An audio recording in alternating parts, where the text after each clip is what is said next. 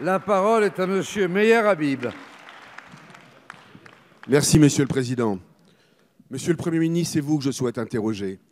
Vous le rappeliez samedi, jour de Shabbat, 11 personnes ont été massacrées par un néo-nazi dans une synagogue de Pittsburgh alors qu'ils célébraient la naissance d'un enfant. Leur seul tort, être nés juifs. Permettez-moi à mon tour d'avoir une pensée pour les victimes, pour la communauté juive de Pittsburgh et pour ce peuple américain touché dans sa chair. 75 ans après la Shoah, en 2018, on massacre encore des juifs.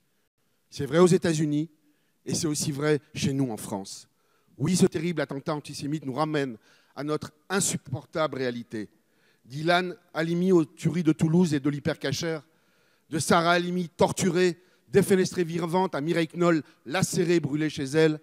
Ces crimes ne sont que la partie émergée de l'iceberg. Au quotidien, insultes, graffitis, intimidations, violences se sont banalisées. À l'université, les menaces antisémites se multiplient. Internet est submergé par un tsunami de haine. Moi-même, je suis la cible quotidienne d'injures antisémites et de menaces de mort. Les chiffres sont édifiants. En 2017, les actes antisémites ont bondi de 26%. Les Français juifs concentrent près de 50% des violences racistes, alors qu'ils ne représentent qu'1% de la population. Dans certains quartiers, une véritable épuration ethnique est en cours. Je ne suis pas seulement inquiet, vous le rappelez, pour les Juifs de France. Je suis surtout inquiet pour la France. L'histoire l'a démontré, une société gangrénée par l'antisémitisme est une société malade. La haine du juif n'est qu'une variante de la haine de la République.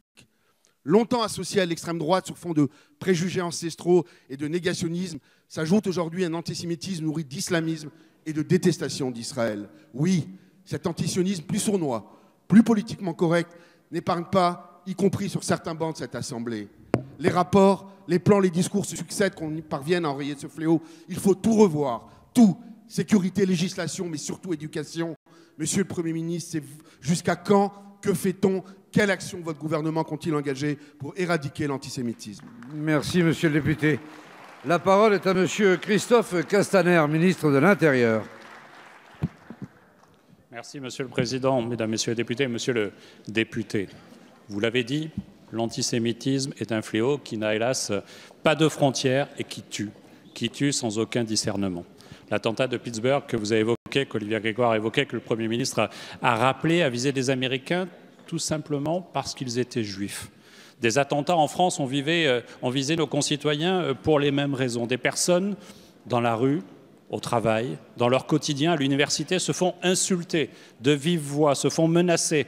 Et vous faites partie de ceux qui sont menacés, et c'est pour cela que vous avez à juste titre une protection policière.